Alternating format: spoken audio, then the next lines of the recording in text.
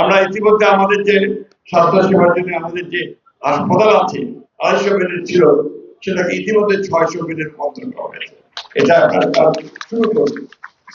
আমরা একটা medical college এখানে স্থাপন করতে যাচ্ছি। আগামী বছর থেকে এখানে ছাত্র ভর্তি শুরু হবে। এই ধরনের আই ক্যাম্প যখন হয় তখন তাদের জন্য একটা বড় সুযোগ আছে, তারা সেই চোখের চিকিৎসাটা করাতে সক্ষম হয়।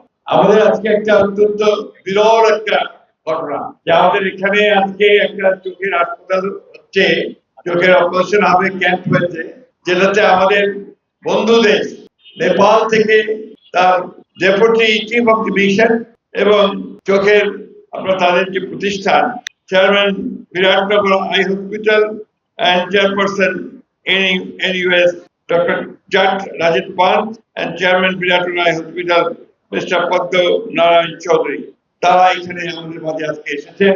Deputy chief of mission embassy of Nepal, guest of honour mister Pratik Karki, তিনি আমাদের মাঝে আজকে এসেছেন এই ক্যাম্পটাকে উদ্বোধন করা, ক্যাম্পটাকে পরিচালনা।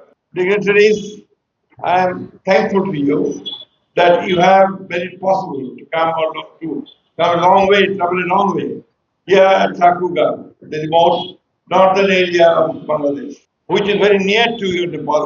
During the 1971 war, liberation war, we used to travel to Biratnagar from West Dinajpur, Islampur and Siliguri. It was very near at the time. Nepalese doctors and the affairs who has come all the way to Thakuga to help our people. And we believe that this event will definitely strengthen our friendship with Nepal. Nepal is our friend since long. Even before the liberation war or partition, we had a close connection with Nepal. When we look on the north in October, month of October, we see the peak of Kanchenjunga from here. And from Himalaya is visible from here. The Kanchenjunga is visible. And it's our really surprise at the time.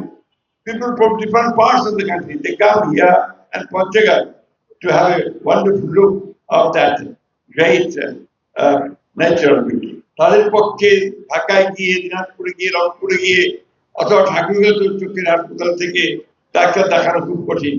এই ধরনের eye camp যখন হয় তখন তাদের জন্য একটা বড় সুযোগ আছে, তারা সেই চোখের চিকিৎসাটা করাতে সক্ষম হয়। এই জন্য আয়োজকদেরকে অর্থাৎ হসপিটাল এবং যারা এটাকে অনুষ্ঠান করেছেন তাদেরকে আমি আন্তরিক কৃতজ্ঞতা ধন্যবাদ জানাচ্ছি।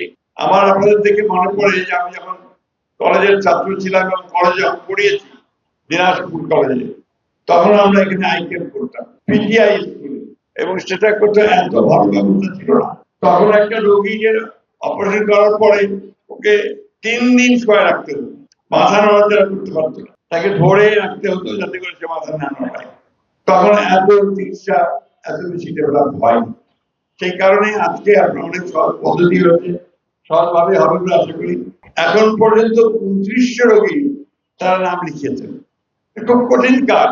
আমি ধন্যবাদ দেব চিকিৎসকদেরকে যারা নেপাল থেকে এসছেন এবং আমাদের অফিস থেকে এসছেন, যে তারা এখানে এই 5 দিন ধরে 5 দিন ধরে এই ক্যাম্পে তারা চালাবেন।